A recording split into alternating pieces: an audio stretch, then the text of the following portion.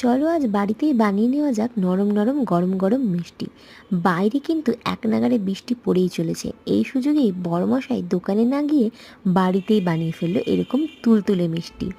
কতটা সুন্দর হয়েছে এবং খেতে তো দারুণ হয়েছিল।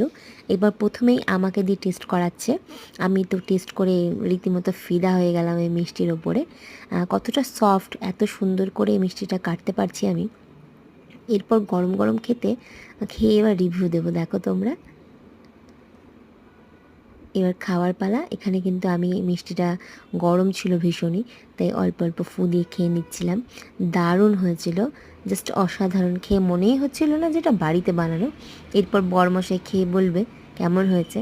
সে বলল কিন্তু ভালো হয়েছে, যদিও নিজের খাবারের প্রশংসা সে একদমই করে না, বলে নাকি ভালো হয়নি। আর এখানে আমি তাকে জোর করে বারবার খাইয়ে দিচ্ছিলাম। এতটাই টেস্ট হয়েছিল যে আমরা কেউ অপেক্ষা করিনি, টপাটপ রাত্রের মধ্যেই সব মিষ্টি আমরা খেয়ে ফেলেছি। আর এখানে বড় একটু একটু করে রস চিপে বারবার এসে খেয়ে দেখছে।